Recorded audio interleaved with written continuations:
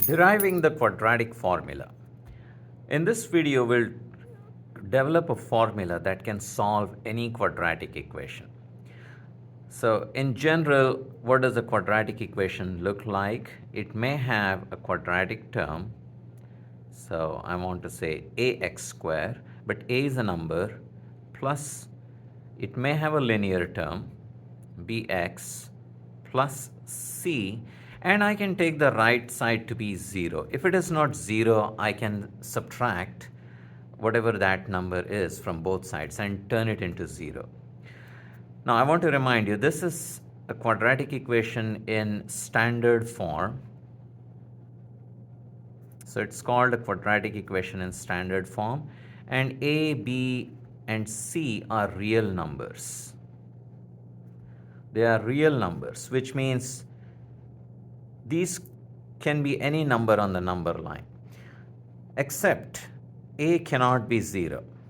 So b and or c could be 0, but a cannot be 0. So this is the requirement. Otherwise, if a is 0, then it no longer is a quadratic equation. So when you have an equation in that form, it's called standard form. Now, what we are going to do today is come up with a formula that can solve any quadratic equation like this in the standard form. So this is what we will do. We start with the given equation, ax square plus bx plus c equal to 0. And we divide both sides by a, because we want to have x square coefficient equal to 1. And look, since a is not equal to 0, I can divide both sides by a. So what's this going to do? This is going to make this equation look a little bit more complicated, because now when you divide this by a, you will have just x square. That was the whole point. But the coefficient of x is no longer b, it's b over a, and then you have an x. And the constant term is not c anymore, it's c over a. And the right side is still 0. So what we want to do is we want to keep the variable terms on the left and move the constant over to the other side. So we subtract c over a from both sides. So let me write down c over a minus c over a. And then what we have is x square plus b over ax is equal to negative c over a. Now we have only two terms that both have variable in it. And we want to ask what number completes the square here. And you may recall from the completing the square video, what you'll be doing is you'll be taking half of b over a and then you square it.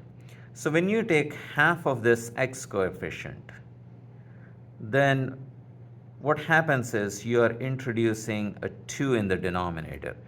So half of b over a is b over 2a, and we want to square that. So this is the number that completes the square. So that's what I want to add on both sides of the equation. So b over 2a quantity square. So what has happened is the left side has become a perfect square, and I can write this as x plus b over 2a quantity square. And the right side, I can expand that. It's negative c over a plus b square over 4a square. And then I want to keep the left side. It's a perfect square, so that's good.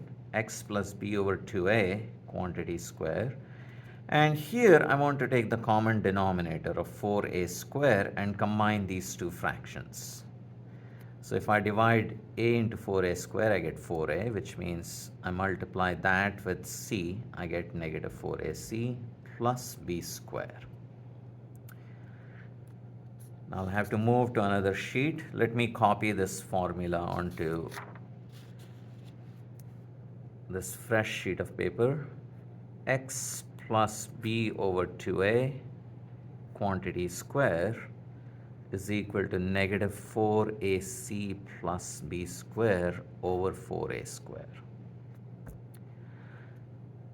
And the right side is just a number. So I can now take square roots on both sides. So when I take square root on both sides, I will get rid of the square here. And on the right side, I have to use plus or minus square root of. Now it's negative 4ac plus b square, but I want to write b square minus 4ac over 4a square. So let's simplify this a little bit.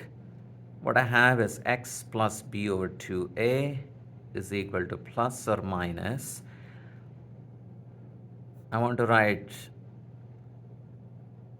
square root of b square minus 4ac as my numerator, and denominator, this is actually perfect square, so I can write that as just 2a.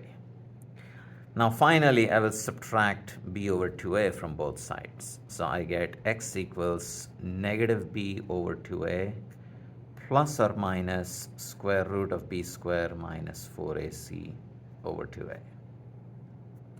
And finally, I can take common denominator 2a and then write down my numerator. It's negative b plus or minus. Since they have the same denominator, you can simply combine the numerators. So that's our formula for solving any quadratic equation. X equals negative b plus or minus square root of b square minus 4ac all over 2a. Now this can be used to solve any quadratic equation, provided it's in the standard form, meaning everything is on the left side.